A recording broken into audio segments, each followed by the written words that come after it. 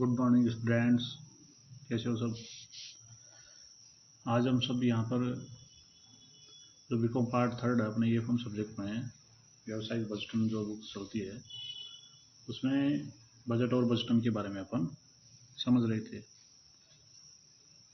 तो उसमें अपन सब ने पहले लास्ट वीडियो में समझा था बजट क्या है, उस बजट शब्द की उत्पत्ति कहाँ से हुई है, बजट के अर्थ क्या है, विभिन्न विद्वानों द्वारा क्या परिभाषा दी गई और उसकी विशेषताओं के बारे में एक एक करके अपन सबने यहाँ पर विस्तार से चर्चा करी थी।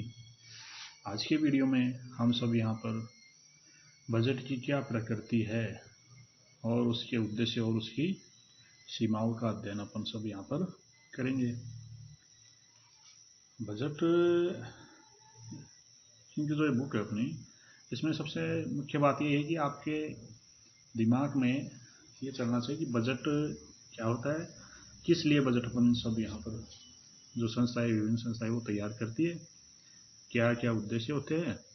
अगर अपन उसके उद्देश्य और प्रकृति और उसकी लिमिटेशन को अगर अपन समझ लेंगे तो मैं समझूंगा आप सबको इस बुक में कहीं भी कोई दिक्कत नहीं आएगी। तो शुरुआत करते हैं हम। बजट की प्रकृति क्या है या इसका नेचर क्या है बजट का। बजट की प्रकृति को हम इसकी अर्थ, विशेषता और उद्देश्य के आधार पर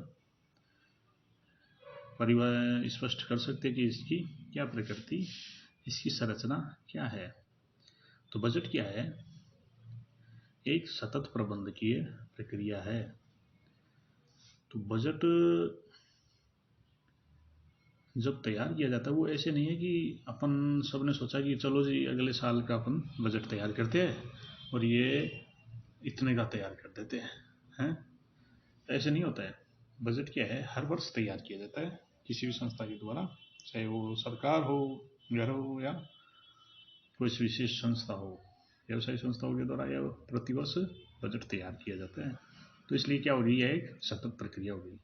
अब किसके द्वारा तय की जाती है? व्यवसाय के प्रबंधकों के द्वारा। तो इसलिए प्रबंधकीय प्रक्रिया होगी, सतत रूप से चलने वाली प्रबंधकीय प्रक्रिया। तो जिससे क्या होता है कि व्यवसाय का संचालन नाविरोध रूप से, निर्बाध रूप से चलता रहता है और संस्था को कोई समस्या नहीं आती है। दूसरा है बजट प्रबंधकीय उपकरण है। तो बजट नियोजन से लेकर के समन्वय, नियंत्रण,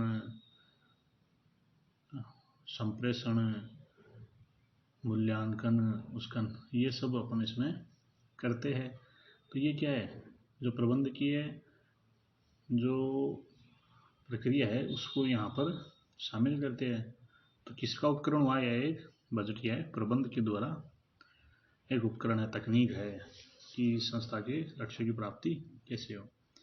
बजट एक तकनीक है, ये प्रविधि है। तो बजट कैसे है?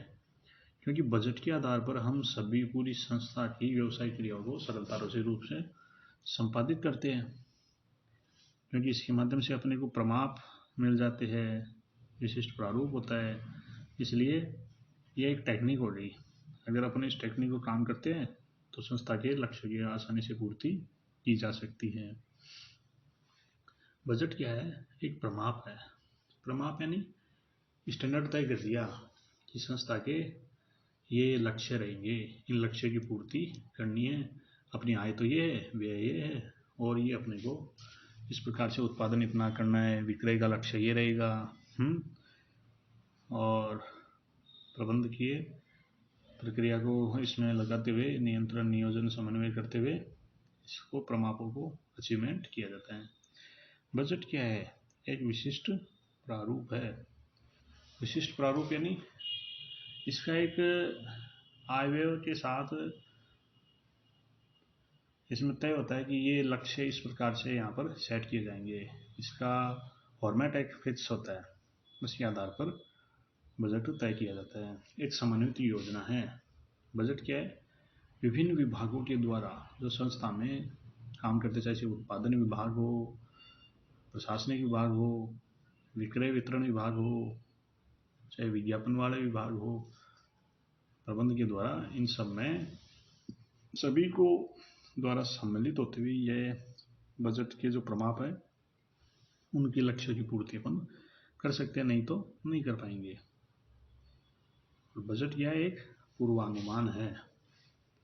पूर्वानुमान से तात्पर्य बजट में किसी संस्था के द्वारा भावी लक्ष्यों की पूर्ति के लिए जो अपन योजना बनाते हैं, उन योजनाओं एक योजना होती है। इन योजनाओं में अपन क्या ख्याल रखते हैं कि पिछले वित्तीय वर्ष में क्या हुआ था और वर्तमान में क्या घटनाएं घटित होने हैं, उसके आधार पर अपन पूर्वानुमान करते हैं। तो बजट क्या है? पूर्वानुमान है। पूर्वानुमान तो क्या होता है कि एक अल्पकालीन होता है। उसी अल्पकालीन घटनाओं को जो पर एक निश्चित वित्तीय वर्ष के लिए तय कर देते तो वह एक बजट कहलाता है।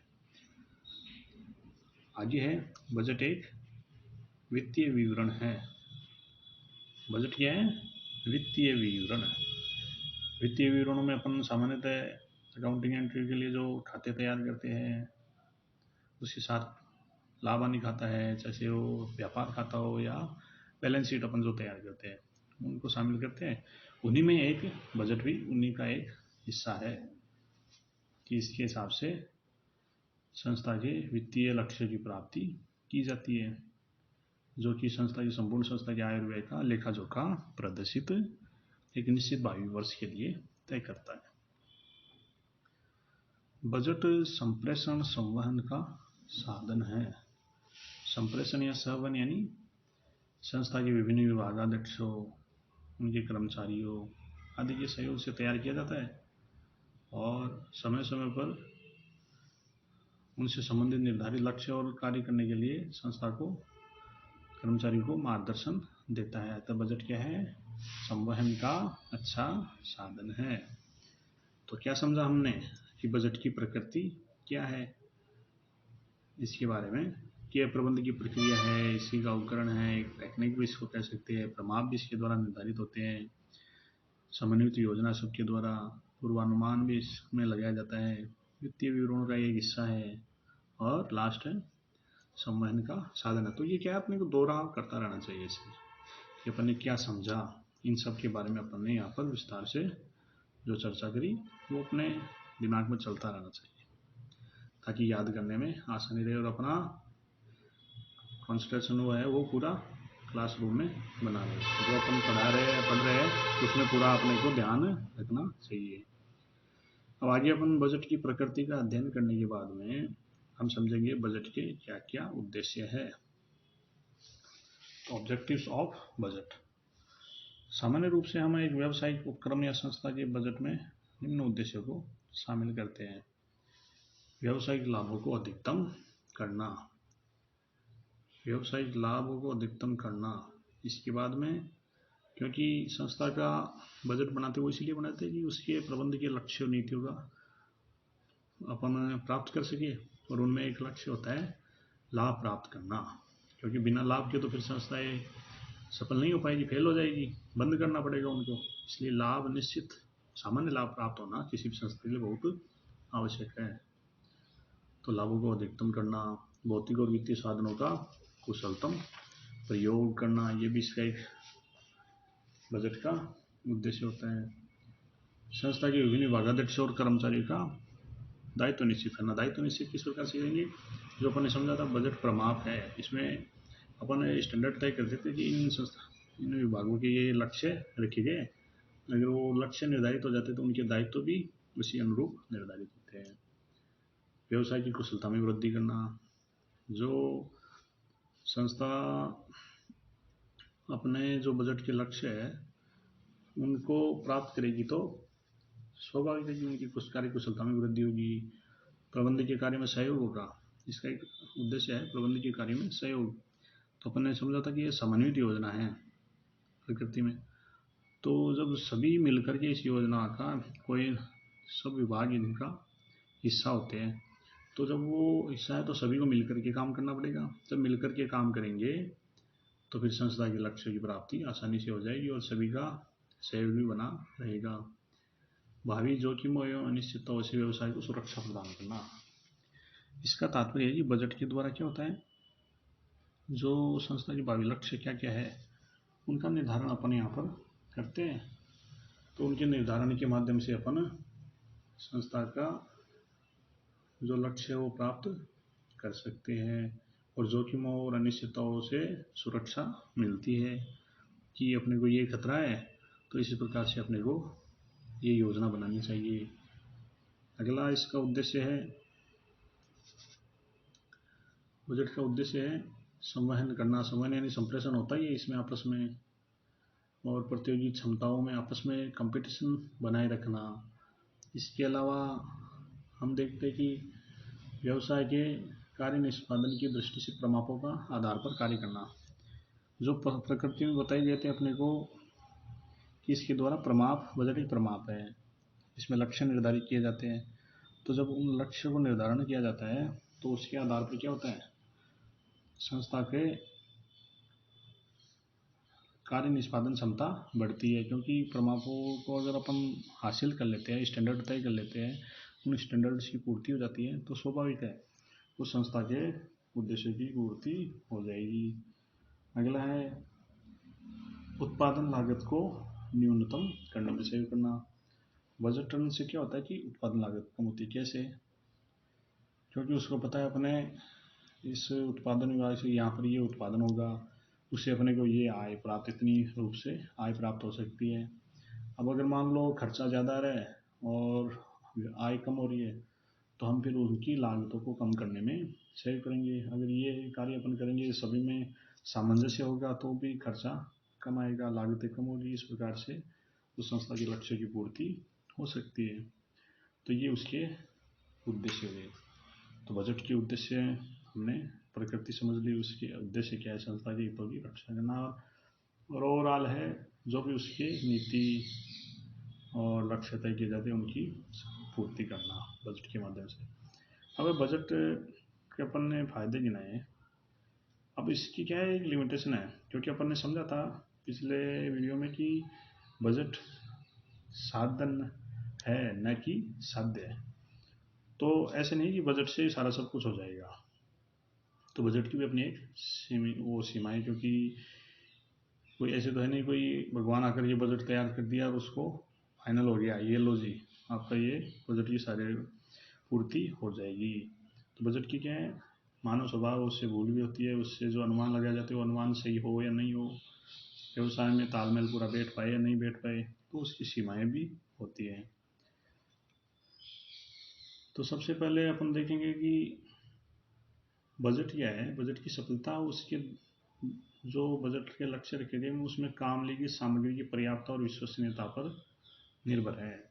बजट क्या है, पिछले वर्ष में क्या हुआ और वर्तमान में जो घटनाएं घटित हो रही है उसके आधार पर हम आगे के वर्ष की योजना तैयार करते हैं।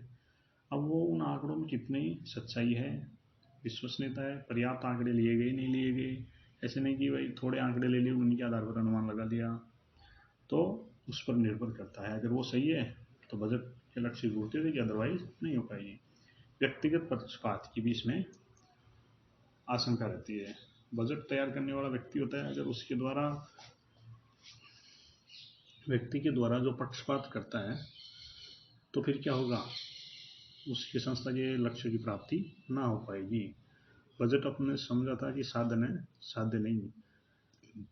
अगर साध्य मान लेंगे तो फिर बजट के लक्ष्य की प्राप्ति नहीं हो पाएगी। प्रभावी क्रियान्वयन, अपने बजट बहुत अच्छा बनाया, उसको समझा भी दिया, लेकिन कर्मचारियों का सहयोग नहीं हो पाया और क्रियान्विति नहीं हो पाई, तो बजट की पूर्ण लक्ष्य की पूर्ति नहीं हो पाएगी। इसी प्रकार से हम देखते हैं कि सरकार की नीतियाँ भी बजट को प्रभावित कर देती है कि अपनी कोई ऐसी योजना आ गई उसको अपने नीतियों के अनुकूल नहीं है तो भी बजट का अप्रभावी हो जाएगा।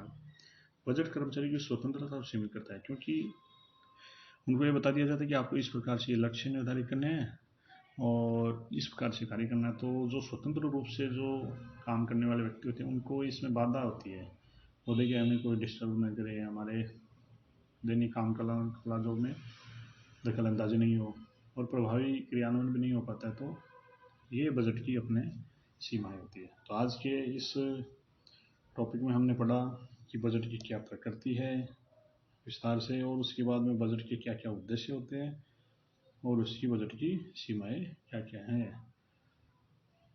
तो आगे के टॉपिक में हम सब देखेंगे कि बजटन क्या है, बजटन की विशेषताएं क्या है, बजट और बजटन में अंतर क्या होता है, इस बारे में अपन चर्चा करेंगे। बहुत बहुत धन्यवाद।